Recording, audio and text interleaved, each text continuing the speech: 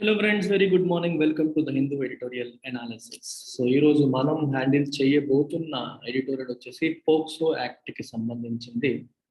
So before that let me tell you about our UPSC infinity course.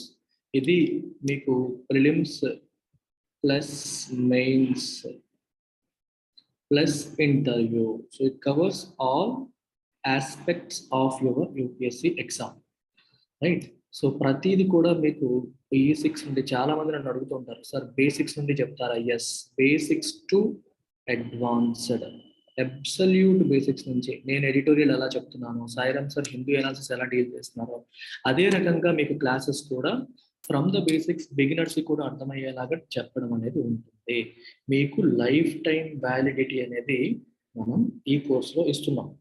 అంటే మీకు ఉద్యోగం వచ్చేంత వరకు, జాబ్ వచ్చేంత వరకు కూడా ఇన్స్టిట్యూట్ యొక్క సపోర్ట్ ఉంటుంది. క్లాసెస్కి, రికార్డెడ్ వీడియోస్కి, టెస్ట్ సిరీస్కి, ఆన్సర్ రైటింగ్ ప్రాక్టీస్కి అన్నిటికీ కూడా మీకు free access, life time validity ఉంటుంది. మీకు అంటే 1 year అయిపోయిన తర్వాత కూడా మీకు యాక్సెస్ ఉండదు అనుకోక్కర్లేదు. You are treated like a new student. కొత్తగా జాయిన్ అయిన స్టూడెంట్ని ఎలా ట్రీట్ చేస్తామో 1 year తర్వాత కూడా మిమ్మల్ని అలాగే ట్రీట్ చేస్తాం. 2 years తర్వాత అయినా అలాగే ట్రీట్ చేయడం అనేది జరుగుతుంది. సో ఫీజు దీనికి మీకు కేవలం 60,000 రూపీస్ మాత్రమే. అది కూడా మీరు ఈఎంఐలో కట్టే అవకాశం కూడా ఉంది. నెలకి 5,000 రూపాయలు పే చేసి మీరు జాయిన్ అవ్వచ్చు. And this is valid till only 30th November.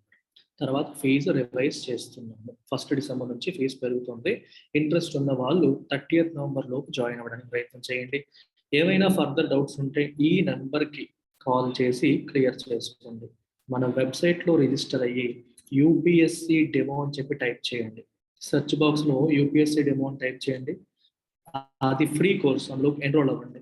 అందులో ఎన్రోల్ అయితే you will have an idea of how our classes ఎలా ఉంటాయి, యాప్ ఎలా ఉంటుంది, ఒక ఐడియా అనేది మీకు వస్తుంది.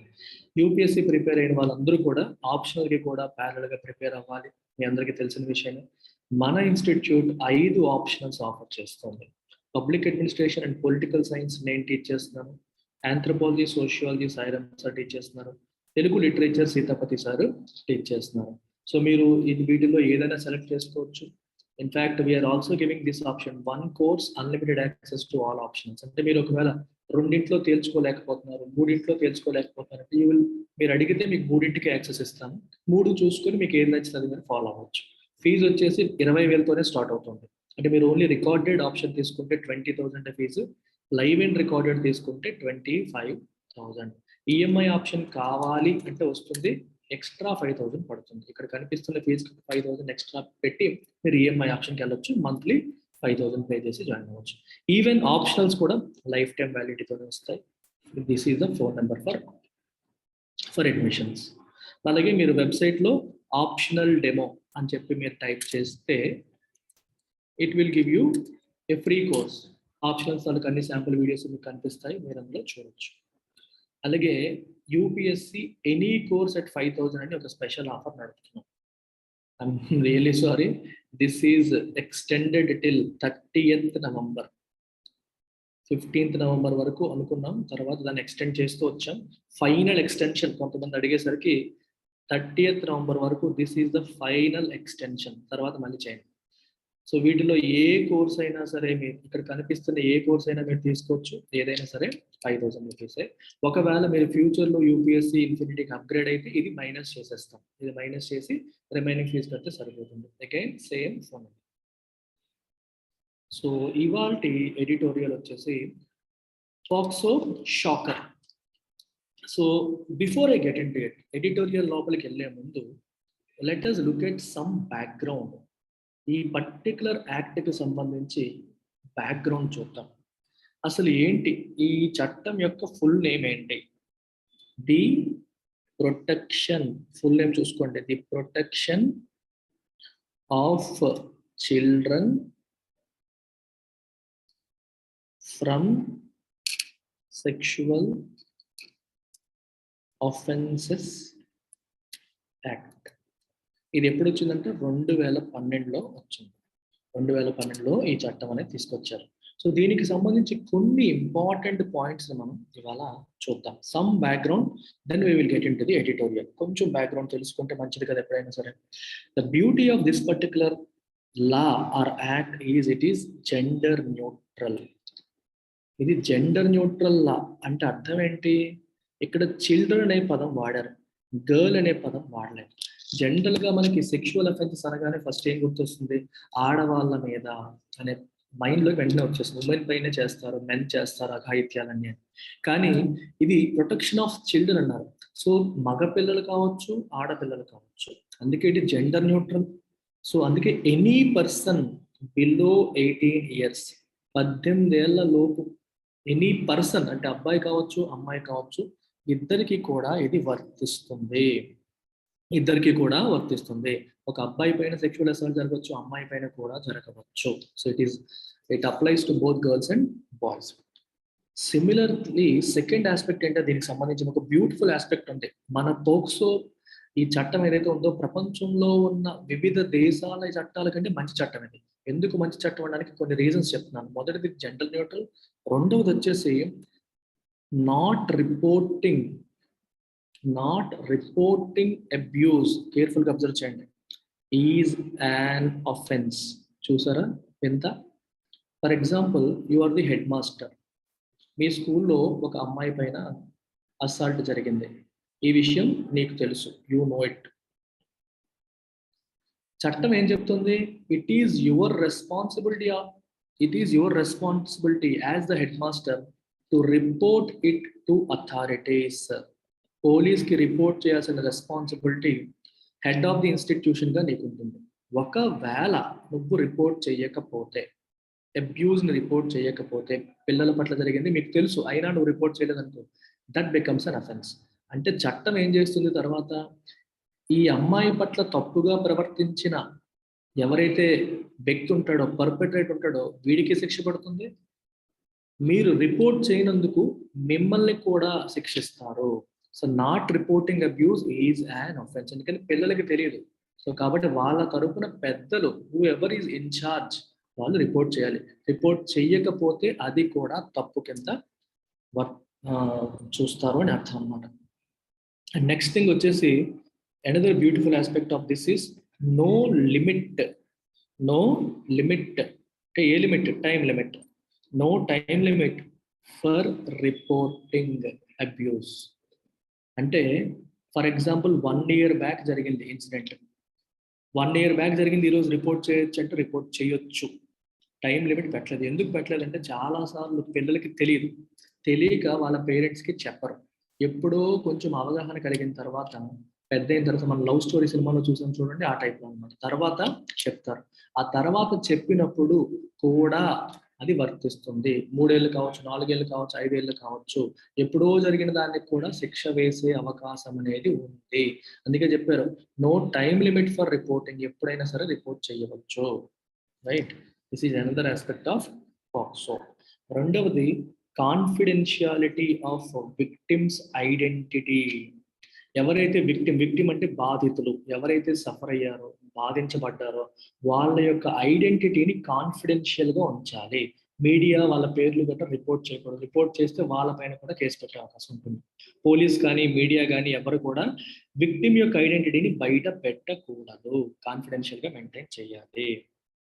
అండ్ ఈ 4 కాకుండా రీసెంట్గా గవర్నమెంట్ ఇంకా కొన్ని రూల్స్ని తీసుకొచ్చింది.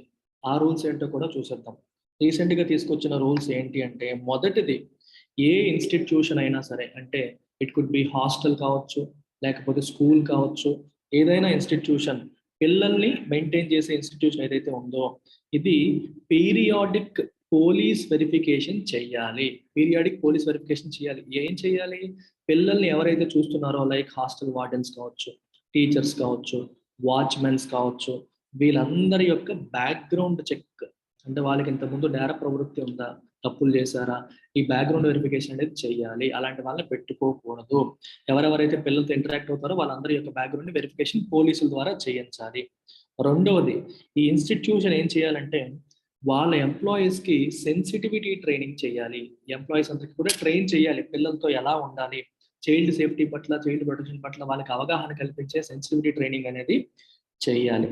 అండ్ మూడవది, ఫైనల్గా ఆ ఇన్స్టిట్యూషన్లో చైల్డ్ సేఫ్టీ పాలసీని అడాప్ట్ చేయాలి. అంటే గవర్నమెంట్ ఎలాగైతే పాలసీస్ ప్రిన్సిపల్స్ ఫాలో అవుతుందో అదే రకంగా వీళ్ళు కూడా చైల్డ్ ప్రొటెక్షన్ పాలసీ అంటే they should have their own child protection policy. ప్రతి స్కూలు పిల్లలు హౌస్ చేసే ప్రతి ఒక్కటి కూడా ఉండాలి. సో వీటిని రీసెంట్గా ఈ 3 రూల్స్ని రీసెంట్గా యాడ్ చేయడం అనేది జరిగింది. So this is the background about POCSO act. అయితే ఈ రోజు ఎడిటోరియల్ ఏం చెప్తోంది, అసలు ఎడిటోరియల్ కథ ఏంటి ఒకసారి చూసేద్దాం. హైకోర్టులో అలహాబాద్ హైకోర్టులో ఒక కేసు నడిచింది. దానికి అలహాబాద్ హైకోర్టు తీర్పు ఇచ్చింది. అయితే అలహాబాద్ హైకోర్టు ఇచ్చిన తీర్పు తప్పు, అంటే చట్టంలో ఒక ప్రావిజన్ అనేది మిస్ చేసిందని చెప్పి రాస్తున్నారు. Before we go through it, నేను ముందే చెప్తున్నాను, దీంట్లో కొంచెం లాంగ్వేజ్ అనేది మీరు జనరల్గా కంఫర్టబుల్గా ఫీల్ కాని లాంగ్వేజ్ ఉంటుంది. కానీ ఇంక్లూడింగ్ గర్ల్స్ అందరికీ చెప్తున్నాను, అమ్మాయిలు అబ్బాయిలు అందరూ కూడా ఫాలో అవ్వండి. రైట్, ఎప్పుడైనా సరే సెక్షువల్ ఇట్లాంటి పదాలు వినగానే దానికి దూరం అయిపోయి తెలుసుకునే ప్రయత్నం చేయకుండా ఉంటాం. అలా ఉండకూడదు. It is important to update ourselves. మనకి నాలెడ్జ్ ఉండాలి, అన్నింటిపైన కూడా అవగాహన కలిగి ఉండడం అనేది important. Girls or boys doesn't matter, అందరూ కూడా ఉన్న ప్రతి పదాన్ని నేను డీటెయిల్డ్గా ఎక్స్ప్లెయిన్ చేస్తాను. ఎడిటోరియల్ ఉన్నది యాజ్ ఇట్ ఈస్గా మీ కళ్ళ ముందు ఉంచడం నా యొక్క బాధ్యత. నేను ఎక్స్ప్లెయిన్ చేసే ప్రయత్నం చేస్తాను. సో తెలుసుకునే అకాడమిక్గా దాన్ని చూడండి, అకాడమికల్గా మీరు చూడాలి. ఒక బయాలజీ టీచర్ క్లాస్లో ఇప్పుడు స్త్రీ ప్రత్యుత్పత్తి వ్యవస్థ గురించి వీళ్ళు చెప్పేటప్పుడు ఎలా అకాడమికల్గా చూస్తామో అలాగే దీన్ని అర్థం చేసుకునే ప్రయత్నం చేయండి. రైట్, సో హైకోర్టు రూలింగ్ ఏదైతే ఉందో it ignores specific provision defining aggravated form of sexual offence. ఇక్కడ మీకు వొకాబులరీ కూడా చాలా నేర్పిస్తాను, సో అటెన్షన్ పే చేయండి, నేర్చుకోండి. ఇక్కడ ఏమంటున్నారు, అఫెన్స్. అఫెన్స్ అంటే క్రైమ్ లేదా నేరము, అంటే శిక్ష పడడానికి అర్హత ఉన్న ఒక పనిని అఫెన్స్ అని చెప్పి అంటారు. సెక్షువల్ అఫెన్స్ అంటే something that involves sexual activity. చూడండి, సెక్షువల్ యాక్టివిటీ అనగానే మనం ఇమీడియట్గా ఏమనుకుంటామంటే పెనెట్రేషన్ అనుకుంటాం. No, not just penetration. Penetration ఒకటే కాదు, మిగిలిన ఆస్పెక్ట్స్ కూడా తప్పుగా తాకడం కావచ్చు, లేకపోతే వేరే పనులు కూడా ఉంటాయి, అవి కూడా సెక్షువల్ అఫెన్సెస్ కిందకే వస్తాయి. అగ్రవేటెడ్ ఫార్మ్ అంటే what is the meaning of aggravate? To make something more serious. For example, రైతులు ఆల్రెడీ కష్టాల్లో ఉన్నారు. ఈ అకాల వర్షాలు ఏవైతే వచ్చాయో they have aggravated the pain of farmers అంటారు. అంటే వాళ్ళు ఆల్రెడీ బాధల్లో ఉన్నారు, వాళ్ళ బాధని ఇంకొంచెం పెంచాయి అని అర్థం. వాళ్ళ బాధని ఇంకొంచెం పెంచాయి. అగ్రవేట్ అంటే to make something more serious. Aggravated form of sexual offence అంటే ఆల్రెడీ ఇది ఒక offence, sexual offence. Aggravated form అంటే something that has been made more serious, ఇంకా ఎక్కువ సీరియస్ అయ్యింది అని అర్థం. ఎందుకు దీని గురించి మాట్లాడుతున్నారు ఇదంతా ఒకసారి మన కేసు వివరాల్లోకి వెళ్తే మీకు తెలుస్తుంది. సో దీనికి సంబంధించిన ఒక స్పెసిఫిక్ ప్రావిజన్ ని హైకోర్టు యొక్క రూలింగ్ అనేది ఇగ్నోర్ చేసిందంట. రూలింగ్ అంటే వాళ్ళు ఇచ్చిన తీర్పు. ఏంటి ఆ రూలింగ్, ఏంటి ఇగ్నోర్ చేసింది, ఏంటి అఫెన్స్, డీటెయిల్స్ అన్ని మనకి ఇక్కడ లోపల కనిపిస్తాయి. రీసెంట్ అలహాబాద్ హైకోర్టు వర్డిక్ట్ అంటే తీర్పు, that a penetrative sexual assault. Careful గా వినండి ఇక్కడ, పెనెట్రేటివ్ సెక్షువల్ అసాల్ట్. అసాల్ట్ అంటే దాడి, అసాల్ట్ అంటే దాడి. పెనెట్రేటివ్ సెక్షువల్ అసాల్ట్, కేర్ఫుల్ గా వినాలి. పెనెట్రేటివ్ సెక్షువల్ అసాల్ట్ అంటే something that involves penetration. Penetration అంటే ఇప్పుడు male private part, we call it penis. Penis అంటాం కదా, పెనిస్ ని పెనెట్రేట్ చేయడం. ఒక ఉమెన్ లేకపోతే ఇంకొక మేల్ యొక్క ప్రైవేట్ పార్ట్ లోకి పెనెట్రేట్ చేయడాన్ని పెనెట్రేషన్ అంటారు. అంటే ఫర్ ఎగ్జాంపుల్ దీన్ని చట్టం ఎలా డిఫైన్ చేస్తుందంటే అది ఒక ప్రైవేట్ పార్ట్ అవ్వచ్చు, అర్థమవుతుందా, లేదా మౌత్ కూడా అవ్వచ్చు. నోట్లో పెట్టినా సరే తప్పే. నోరు కూడా ప్రైవేట్ పార్ట్ కింద వస్తుంది. వేరే వ్యక్తికి ఇష్టం లేకుండా వాళ్ళ నోట్లో కానీ వాళ్ళ ప్రైవేట్ పార్ట్లో కానీ if you are putting your member అంటే యువర్ పెనిస్ పెట్టారు అంటే అది పెనెట్రేటివ్ సెక్షువల్ అసాల్ట్ కిందకి వస్తుంది. అయితే రీసెంట్ అలహాబాద్ హైకోర్టు యొక్క తీర్పు ఏంటది, దట్ పెనెట్రేటివ్ సెక్షువల్ అసాల్ట్ అనే 10-year-old బాయ్, చూసారా, ఈ అసాల్ట్ అమ్మాయి మీద కాదమ్మా, అబ్బాయి మీద జరిగింది. మరి అబ్బాయి మీద ఎలా జరిగింది, ఓరల్ అంటే ఆ అబ్బాయి నోట్లో ఈ అఫెండర్ ఎవరైతే ఉన్నాడో వాడి పెనిస్ ని పెట్టాడు, నోట్లో పెట్టి ఈ అసాల్ట్ అనేది చేయడం అనేది జరిగింది. ఈ penetrative sexual 10-year-old boy by an offender అంటే అఫెన్స్ చేసిన వాడు, తప్పు చేసిన వాడు, did not amount to an aggravated form of the crime appears to be per incurium. Okay, careful గా వినండి. ఇక్కడ అలహాబాద్ హైకోర్టు వర్డిక్ట్ అంటే తీర్పు ఏం చెప్తుంది, 10-year-old బాయ్ పైన జరిగిన పెనెట్రేటివ్ సెక్షువల్ అసాల్ట్ ఏదైతే ఉందో బై దిస్ అఫెండర్ ఇది అగ్రవేటెడ్ ఫామ్ కాదు అని చెప్పి తేల్చేశారు వాళ్ళు. అంటే చూడండి, పెనట్రేటెడ్ సెక్సువల్ అసాల్ట్ అనేది తప్పు, డౌటే లేదు అందులో. మామూలుగా పెనట్రేటివ్ సెక్సువల్ అసాల్ట్కి 7 సంవత్సరాలు జైలు శిక్ష పడుతుంది చిన్నపిల్లల పైన జరిగితే. అది అగ్రవేటెడ్ ఫామ్ అనుకోండి, 10 ఏళ్ల జైలు శిక్ష, ఇన్ఫాక్ట్ లైఫ్ టైం ప్రిజన్ కూడా వేయవచ్చు. అగ్రవేటెడ్ ఫామ్ అయితే 10 years ఆర్ లైఫ్ ఇంప్రిజన్మెంట్ వేయొచ్చు. అగ్రవేటెడ్ ఫామ్ కాకపోతే అప్పుడు 7 ఏళ్ల జైలు శిక్ష పడుతుంది. అయితే ఏది అగ్రవేటెడ్ ఫామ్, ఏది అగ్రవేటెడ్ ఫామ్ కాదు, అంటే ఏది మోర్ సీరియస్, ఏది నార్మల్ది అనేది కూడా ఇందులో ఎక్స్ప్లెయిన్ చేశారు. పోక్సో యాక్ట్ లో వాటన్నిటి గురించి క్లియర్ గా రాశారు.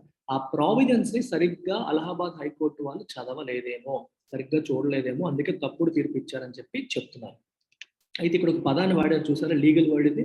ఏంట పదం? పెర్ ఇన్క్యూరియం. దీని మీనింగ్ మనం డిక్షనరీ వెతకక్కర్లా, ఎందుకంటే ఇక్కడే ఇచ్చేసారు. That is a ruling handed down without due regard to the law and facts.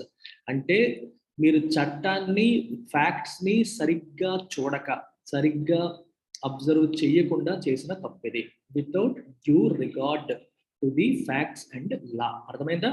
That is the meaning of per incuriam. Per incuriam means not being thorough with respect to law, not giving due regard to the law and facts. చట్టంలో ఉన్న provisions ని సరిగ్గా చదవకుండా, సరిగ్గా చూడకుండా ఇచ్చిన తీర్పులాగా కనిపిస్తుంది. A ruling handed down without due regard to the law and facts.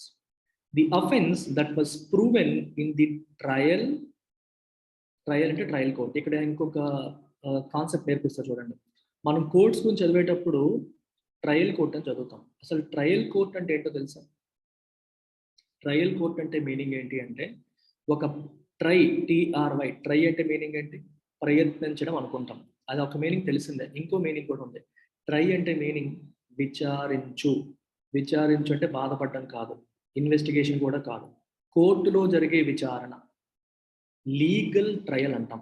Trial అంటే విచారణ, లీగల్ ట్రయల్, విచారణ చేయడం. అంటే మనకి ఒక అఫెన్స్ జరిగినప్పుడు మనం మొట్టమొదటిసారి ఏ కోర్టుకైతే వెళ్ళి కేసు ఫైల్ చేస్తామో ఆ కోర్టుని ట్రయల్ కోర్ట్ అంటాం. అంటే the first court wear it is the case is tried. Tried అంటే విచారించబడుతుందో. ఏ కోర్టు అయితే మొట్టమొదటిసారి మనం విచారణ కోసం ఫైల్ చేస్తున్నామో, ఎక్కడైతే కేసు విచారణ మొదట జరుగుతుందో అది ట్రయల్ కోర్ట్. ఆ తర్వాత వచ్చే కోర్టు ఏమంటాం? అప్పీలేట్ కోర్ట్ లేదా అప్పీల్ కోర్ట్స్ అంటారు. Appeal courts. నీకు ట్రయల్ కోర్టులో న్యాయం జరగలేదు అనుకో, నువ్వేం చేస్తావు? హైకోర్టులో అప్పీల్ చేస్తావు. అక్కడ కాకపోతే ఇంకా సుప్రీం కోర్టుకి వెళ్తావు. సో ఇక్కడ హైకోర్టు అనేది అప్పీల్ కోర్టు అవుతుంది. కింది లెవెల్ కోర్టు, డిస్ట్రిక్ట్ కోర్టు వచ్చేసి ట్రయల్ కోర్టు అవుతుంది. ఈ offence that was proven in the trial court, trial కోర్టులో ఆల్రెడీ ప్రూవ్ అయ్యింది. And endorsed without demur. Demur అంటే వితౌట్ ఎనీ అబ్జెక్షన్. అంటే హైకోర్టు కూడా ఎటువంటి అబ్జెక్షన్స్ రైజ్ చేయలేదు. కేర్ఫుల్ గా వినాలి. డిమర్ అంటే ఏంటి? అబ్జెక్షన్స్. వితౌట్ డిమర్ అంటే వితౌట్ రైజింగ్ ఎనీ అబ్జెక్షన్స్. అంటే ట్రయల్ కోర్ట్ ఏం చెప్పింది? ఈ అఫెన్స్ జరిగింది, వాడు నోట్లో పెట్టాడు ఈ చిన్న పిల్లాడికి అని చెప్పి ట్రయల్ కోర్టులో ప్రూవ్ అయింది. దాన్ని హైకోర్టు కూడా ఎటువంటి అబ్జెక్షన్స్ రైజ్ చేయకుండా ఎండోర్స్ చేసింది, అంటే పబ్లిక్లీ అప్రూవ్డ్, యాక్సెప్ట్ చేసింది. అంటే తప్పు జరిగిన విధానం గురించి ట్రయల్ కోర్టుకి హైకోర్టుకి డిఫరెన్స్ ఏమీ లేదు, రెండు యాక్సెప్ట్ చేశాయి. అయితే and this particular offence involved the child being made to perform an oral sexual act. అర్థమైందా మీకు? ఓరల్, నోటుతో, తన నోట్లో పెనిస్ పెట్టాడు, అది వాడు చేయకమని చెప్పడం. సింపుల్ గా చెప్పాలంటే ఓరల్ సెక్సువల్ యాక్ట్ ఆ బాయ్ తో, చైల్డ్ తో, చిన్న పిల్లాడితో చేయించడం జరిగింది. The court agrees that it was a penetrative sexual assault. ఇది పెనెట్రేటివ్ సెక్సువల్ అసాల్ట్ అని చెప్పి కోర్టు ఒప్పుకుంది. ఎందుకంటే ఆ పర్టికులర్ చట్టంలో క్లియర్ గా మెన్షన్ చేశారు, ప్రైవేట్ పార్ట్ లో ఇంక్లూడింగ్ మౌత్ మీరు పెడితే అది పెనెట్రేటివ్ సెక్సువల్ అసాల్ట్ అవుతుంది. అందులో కోర్టుకి అబ్జెక్షన్ లేదు. As defined by the protection of children from sexual offences act, as the accused had put his member, ఇక్కడ మెంబర్ అంటే హిస్ పెనిస్ అని, హిస్ ప్రైవేట్ పార్ట్ అని, in to the victims mouth, వాడి నోట్లో. విక్టిమ్ అంటే sufferer, ఎవరైతే suffer అయ్యారో, ఎవరైతే ఈ పని వల్ల సఫర్ అయ్యారో వాళ్ళు విక్టిమ్ అంటారు. విక్టిమ్ నోట్లో వాళ్ళు పెట్టారు అనే విషయంలో డౌట్ ఏమీ లేదు. అది పెనట్రేటివ్ సెక్సువల్ అసాల్ట్ అని ఒప్పుకుంది. సమస్య ఎక్కడ వస్తుంది? అది అగ్రవేటెడ్ ఫామా కాదా అనే విషయంలో ట్రయల్ కోర్ట్ అగ్రవేటెడ్ ఫామ్ అని చెప్పింది, హైకోర్టు ఏమో కాదని చెప్తుంది. Let us see. However, it did not amount to అంటే be equivalent to, it did not amount to aggravated penetrative sexual assault. ఇది అగ్రవేటెడ్ పెనట్రేటివ్ సెక్సువల్ అసాల్ట్ కాదు అని చెప్పి హైకోర్టు చెప్తుంది, అని చెప్పి హైకోర్టు అంటుంది. ఒకవేళ అగ్రవేటెడ్ పెనట్రేటివ్ సెక్సువల్ అసాల్ట్ అయితే ఏమయ్యేది, a crime punishable with a minimum present term of 10 years that can go up to life. Aggravated assault అయితే 10 years or up to life imprisonment వేసే అవకాశం ఉంది అని ఎవరు చెప్పారు? Justice Anil Kumar Ojha has said. ఎవరైనా హైకోర్టు జడ్జి ఇలా చెప్పారనమాట. అయితే ఇన్స్టెడ్ ఈయనేమన్నారు, instead it was punishable under section 4 of POCSO. ఇది సెక్షన్ 4 కిందకి వస్తుంది, విచ్ ప్రిస్క్రైబ్స్ మినిమం 7 years. అంటే అగ్రవేటెడ్ ఫామ్ అనేది సెక్షన్ 5 లో వస్తుంది, ఇదేమో సెక్షన్ 4 లో వస్తుంది పెనిట్రేటెడ్ సెక్షువల్ అసాల్ట్ అనేది. సో దీని కింద మినిమం 7 years పడుతుందని చెప్పేసి దానికి వేశారనమాట. అకార్డింగ్లీ ఈ reduce the trial court sentence of 10 years in jail to 7 years. Trial court నిజంగానే 10 years వేసింది, వాళ్ళు కరెక్ట్ గా వేశారు. దాన్ని హైకోర్టు ఏం చేసింది, 7 years కి తగ్గించేసింది. The high court is palpably in error. అంటే నోటీసబులీ, పాల్పబులీ అంటే something clearly or noticeably in error, తప్పు చేసింది. ఎందుకని? యాజ్ అంటే ఇక్కడ because it fail to note that a sexual offence takes the character of an aggravated form of the same offence in certain circumstances under POCSO. ఇక్కడ మీరు అర్థం చేసుకోవాల్సిన విషయం ఏంటంటే, ఒక అఫెన్స్ ఏదైతే ఉందో అది అగ్రవేటెడ్ ఫామ్ ఎప్పుడు తీసుకుంటుంది? Under certain circumstances. కొన్ని పర్టిక్యులర్ సందర్భాల్లో అది అగ్రవేటెడ్ ఫామ్ అని చెప్పి అంటారు. ఆ పర్టిక్యులర్ సర్కమ్స్టాన్సెస్ ఏంటి, ఏ సందర్భాల్లో దాని అగ్రవేటెడ్ ఫామ్ అంటాం అనేది కూడా పాక్సో యాక్ట్ లో క్లియర్ గా రాశారు. The main circumstances involving aggravation given in section 5. Section 5 లో రాశారు. ఇందాక చెప్పాను మీకు, సెక్షన్ 4 లో నార్మల్, అగ్రవేటెడ్ ఫామ్ సెక్షన్ 5 లో రాశారు. ఏం రాశారు సెక్షన్ 5 లో అంటే, or where the offender is a police officer. అంటే తప్పు చేసిన వాడు నార్మల్ వ్యక్తి కాకుండా పోలీస్ ఆఫీసర్ అయితే అది అగ్రవేటెడ్ ఫామ్ అంటారు.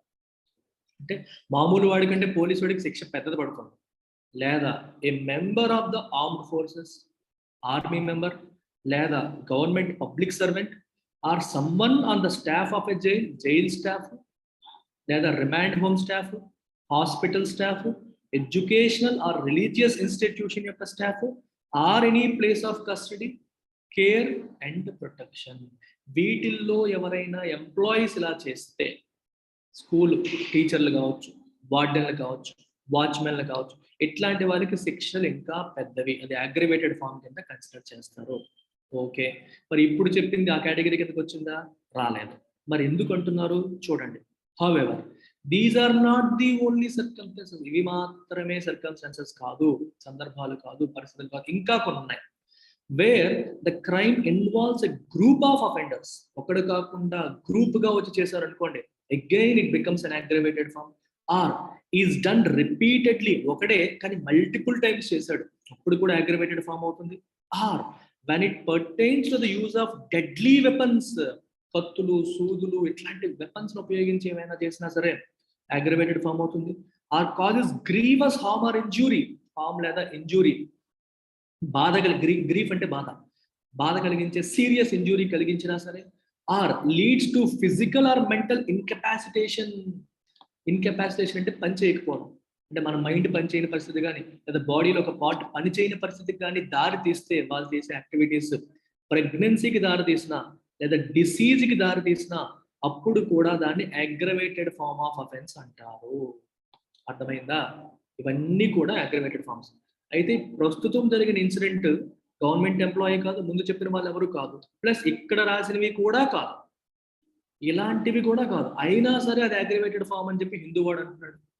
హైకోర్టు ఏమో కాదంటుంది. ఎందువల్ల చూడండి. ఇంకా సిగ్నిఫికెంట్లీ సెక్షన్ 5M, సెక్షన్ 5 లో సబ్సెక్షన్ M ఉంది. ఇదేముంటుందంటే, whoever commits penetrative sexual assault on a child below 12 years, మామూలుగా పాక్సో యాక్ట్ 18 years లోపు తక్కువ వాళ్ళ కోసం అని చెప్పి అన్నారు. అయితే అందులో 12 ఏళ్ల లోపు పిల్లల పైన చేస్తే again you can call it an aggravated form. అంటే ఇందాక చెప్పిన కండిషన్స్ ఏవి ఫుల్ఫిల్ అవ్వకపోయినప్పటికీ 12 ఏళ్ల లోపు పిల్లలు వాళ్ళకి ఇంకా అవగాహన తక్కువ ఉంటుంది. అట్లాంటి వాళ్ళపైన మీరు ఎట్లాంటి అఫెన్స్ చేస్తే that can be considered aggravated penetrative sexual assault. ఈ లిస్ట్ కి అది యాడ్ చేస్తుందని చెప్తున్నాను. The High Court seems to have missed either this legal provision while reducing the sentence or the fact that the child was about 10 years old when the offense took place. ఈ offence జరిగినప్పుడు ఈ అబ్బాయి యొక్క age 10 ఏళ్ల విషయం అన్నా మర్చిపోయినట్టున్నారు, లేదా 10 ఏళ్ల లోపు 12 ఏళ్ల లోపు పిల్లలకి జరిగేది అగ్రివేటెడ్ ఫార్మ్ అని లీగల్ ప్రావిజన్ ఉంది అనే విషయాన్ని అయినా వాళ్ళు మిస్ అయినట్టుగా ఉన్నారు. Either that or this high court miss అయినట్టుగా ఉంది, అందువల్ల తప్పుడు తీర్పు అనేది వచ్చింది. The fact that the convicted person will stay in jail for 7 years will not obviate the deleterious effect of the ruling. చూడండి, ఆబ్వియేట్ అంటే మేక్ ఇట్ అవాయిడబుల్, అర్థమవుతుందా? ఆబ్వియేట్ అంటే మేక్ ఇట్ అన్నెసెసరీ, లేదా అంటే తప్పించడం అనే మీనింగ్ వస్తుంది. ఆబ్వియేట్ మీనింగ్ ఏంటి? తప్పించడం. ఫర్ ఎగ్జాంపుల్ రిమూవ్ అనే మీనింగ్ మీకు వస్తుంది. అవాయిడ్, ప్రివెంట్, అవాయిడ్ లేదా ప్రివెంట్, ప్రివెంట్ బెటర్ గా ఫిట్ అవుతుంది. Will not prevent the deleterious effect. Deleterious అంటే హార్మ్ఫుల్ ఎఫెక్ట్. అంటే ఈ తీర్పు వల్ల కొంత హార్మ్ఫుల్ ఎఫెక్ట్ అనేది ఉంటుంది. ఎవరి మీద ఉంటుంది? ఎవరిపైన ఉంటుంది? Deleterious effect of the ruling will have a lower courts trying similar cases. ఇప్పుడు కింది కోర్టులు ఉంటాయి, వాళ్ళు ఇలాంటి కేసుల్ని విచారిస్తూ ఉంటాయి. హైకోర్టు ఏమో ఇలాంటి కేసుకి అంటే 12 ఏళ్ళలోపు పిల్లల పైన జరిగిన ఈ పెనిట్రేటివ్ సెక్షువల్ అసాల్ట్ ని హైకోర్టు ఏమో అగ్రివేటెడ్ ఫార్మ్ గా కన్సిడర్ చేయకుండా నార్మల్ గా కన్సిడర్ చేసి 7 years వేసేసింది. మరి కింది కోర్టులు రేపు పొద్దున హైకోర్టు చెప్పింది ఫాలో అయిపోవచ్చు కదా. హైకోర్టు తప్పుడు తీర్పు ఇచ్చింది, దానివల్ల కింది కోర్టులు ఇచ్చే తీర్పుల పైన కూడా డెలిటీరియస్ ఎఫెక్ట్ పడే అవకాశం ఉంది. దాన్ని ఈ ఇతను 7 సంవత్సరాలు జైల్లో ఉండడం అనేది మీరేమో అనుకుంటారు, ఏదైతే ఏంటి వాడి శిక్ష పడకపోతే కదా బాధపడాలి, 7 years పడింది కదా అనుకోకూడదు. కన్విక్టెడ్ అంటే ఎవరిపైన అయితే నేరం నిరూపించబడిందో, నేరస్తుడు అని తేల్చబడిందో దాన్ని కన్విక్ట్ అంటారు. ఈ పదాలు ఇంపార్టెంట్ చూడండి. ఆరోపణ ఎదుర్కొంటున్న వ్యక్తిని అక్యూజ్డ్ అంటాం. కోర్టు తీర్పిచ్చేసి నేరస్తులను తేల్చేస్తే కన్విక్టెడ్ అంటాం. కోర్టు తీర్పిచ్చేంత వరకు అతను ఓన్లీ అక్యూజ్డే. అంటే పోలీసు నేరస్తుడు అని చెప్తే పోలీసు కన్విక్ట్ అనకూడదు, పోలీసు అక్యూజ్డ్ మాత్రమే అనాలి. కన్విక్టెడ్ అని ఎవరంటారు? కోర్టు. కోర్టు తేల్చేసిన తర్వాత మాత్రమే అతను కన్విక్టెడ్ పర్సన్, అంతవరకు అతను అక్యూజ్. తెలుగులో ముద్దాయి, నేరస్తుడు. 7 సంవత్సరాలు జైల్లో ఉంటాడు అనే మనం రిలాక్స్ అవ్వడానికి లేదు. దీనివల్ల ఇది ఒక తప్పుడు తీర్పు అయిపోయింది. రేపు పొద్దున్న మిగిలిన కోర్టులు కూడా ఇదే హైకోర్టు తీర్పుని బేస్ గా తీసుకునే అవకాశం ఉంటుంది. సో దాన్ని ఈ తీర్పు ప్రివెంట్ చేయలేదు అని చెప్పి రాస్తున్నారు. అలాగే ఈ రూలింగ్ ఏంటో ruling that a particular act amounting to penetrative sexual acts does not attract the punishment prescribed for its aggravated form. Aggravated form కి ఏ శిక్ష వేయాలో, ఎంత శిక్ష వేయాలో అంత వేయాల్సిన అవసరం లేదు అనే తప్పుడు కన్క్లూజన్ తీసుకునే అవకాశం ఉంది. ఎందుకంటే అగ్రివేటెడ్ ఫార్మ్ కి 10 years ఆర్ అబవ్ వేయాలి, దీనికేమో 7 years. It is a matter of coincidence that this ruling came from Allahabad High Court on the same day as the Supreme Court judgment underscoring the importance of not diluting the gravity of an offence against a child by ignoring the plain meaning of POCSO's provisions. POCSO చట్టంలో ఉన్న provisions ని ignore చేసి gravity of the offence ఎంత తీవ్రమైతే అంత తీవ్రంగా శిక్ష వేయాలి, దాన్ని డైల్యూట్ చేయొద్దు, అంటే దాని యొక్క తీవ్రతని మీరు తగ్గించే ప్రయత్నం చేయొద్దు అని సుప్రీంకోర్టు గట్టిగా చెప్పింది. అర్థమవుతుందా? అండర్ స్కోరింగ్ అంటే నొక్కి చెప్పడం. దేన్ని? ఇంపార్టెన్స్ ఆఫ్ నాట్ డైల్యూటింగ్, తీవ్రతని తగ్గించకూడదు. పెద్ద తప్పుకి పెద్ద శిక్ష పడాలి, చిన్న తప్పుకి చిన్న శిక్ష పడాలి. You should not dilute the gravity of the offence అని చెప్పి సుప్రీంకోర్టు ఏ రోజైతే చెప్పిందో అదే రోజు ఒక పెద్ద తప్పుకి చిన్న శిక్ష వేసేసింది హైకోర్టు. అందుకే the verdict in this particular case Sonu Kushwaha versus state of UP. It's a beautiful thing that I want to tell you here. ఇక్కడ ఒక పెద్దోడు, ఎవడు? సోను కుష్వాహా అనేవాడు అఫెండర్. ఇటువైపు ఏమో ఒక చైల్డ్ ఉన్నాడు. ఈ చైల్డ్ పేరు మనకు తెలియదు. వీడు ఇతని పైన అఘాయిత్యం చేశాడు. సో ఇది ఎటువంటిది? Sexual assault. సెక్షువల్ అసాల్ట్ ని మనం సివిల్ కేసు అంటామా, క్రిమినల్ కేసు అంటామా? Absolutely criminal case. ఇక్కడ అర్థం చేసుకోవాల్సిన విషయం ఏంటంటే క్రిమినల్ కేసెస్ అన్ని కూడా మన చట్టం ఎలా చూస్తుందో తెలుసా? It is a crime against society. It is not just a crime against a person. ఒక పర్సన్ పైన చేసిన క్రైమ్ కింద కన్సిడర్ చేయరు. It is a crime against society అని చెప్పి కన్సిడర్ చేస్తారు. అందుకనే కేసు మీరు చూసినప్పుడు ఎలా రాశారు? సోను కుష్వాహా అంటే అఫెండర్ వర్సెస్ ఈ వ్యక్తి పేరు రాయలా. వ్యక్తి పేరు రాయకుండా ఏం రాశారు? స్టేట్ ఆఫ్ యూపీ, గవర్నమెంట్ పేరు రాశారు. అంటే government treats it is like an offence on the society and government takes it up. అర్థమైందా మీకు? సివిల్ కేసెస్ కి క్రిమినల్ కేసెస్ కి ఉన్న ఇంపార్టెంట్ డిఫరెన్స్ ఇది. ఆస్తి తగాదాలు వచ్చాయి అనుకోండి, ఇద్దరు అన్నదమ్ముల మధ్య గొడవ వచ్చింది అనుకోండి, రామారావు వర్సెస్ కృష్ణారావు అంటాం. అదే రామారావు మర్డర్ చేశాడు అనుకోండి, రామారావు వర్సెస్ మర్డర్ చేయబడ్డ వ్యక్తి పేరు రాయరు, గవర్నమెంట్ పేరు రాస్తారు. ఎందుకంటే మర్డర్, రేప్, ఇట్లాంటి సెక్షువల్ అసాల్ట్స్ ఇట్లాంటివన్నీ కూడా క్రైమ్ ఎగెన్స్ట్ సొసైటీ అని చెప్పి మన చట్టం చెప్తుంది. సో అందుకే కేసులో కూడా Sonu Kushwaha or offender versus the state of UP అని చెప్పి రాస్తారు. ఈ పర్టికులర్ తీర్పులో is a fit case for review. Obvious గా తప్పుడు తీర్పు వచ్చింది కాబట్టి ఇది ఖచ్చితంగా రివ్యూ చెయ్యాల్సిన కేసు. సో సుప్రీంకోర్టుకి వెళ్ళాలి. As it seems to be based on an error of law. చట్టంలో ఉన్న ప్రావిజన్ వాళ్ళు సరిగ్గా అర్థం చేసుకోకపోవడం వల్ల ఇది జరిగింది కాబట్టి డెఫినెట్ గా ఇది రివ్యూ చేయాల్సిన case. It should go to supreme court అని చెప్పి అంటున్నారు. అంటే ఇదర్ హైకోర్టు రివ్యూ చేయొచ్చు, సుప్రీం కోర్టుకి వెళ్ళాల్సిన అవసరం కూడా లేదు. రివ్యూ అంటున్నారు, అపీల్ అనట్లేదు, రివ్యూ అంటున్నారు. High court can review it. That's about it అమ్మా. Take care, bye. సాహిబ్ ఈ నెంబర్ మళ్ళీ రాస్తున్నాను మేడంది. ఎవరెవరైతే ఎల్టెక్స్ క్లాసెస్లో జాయిన్ అవ్వాలి అనే ఆలోచనతో ఉన్నారో, ఆ ఆలోచనతో లేని వాళ్ళు కూడా ఇక్కడ ఎలా ఉంటుందో తెలుసుకోవాలనుకుంటున్నారో please call this number. Demos చూడండి, నచ్చితే రండి. పెద్ద పెద్ద ఇన్స్టిట్యూట్స్లో జాయిన్ అయిన వాళ్ళందరూ కూడా ఫీజులు మధ్యలో వదిలేసి మళ్ళీ ఎల్టెక్స్ క్లాసెస్కి వస్తున్నారు. డిఫరెన్షియేట్ చేసి కంపేర్ చేసి మనది ఎంత బాగుందో కూడా నాకు మా స్టూడెంట్స్ చెప్తూ ఉంటారు. So please do call this number and enquire. Take care, bye.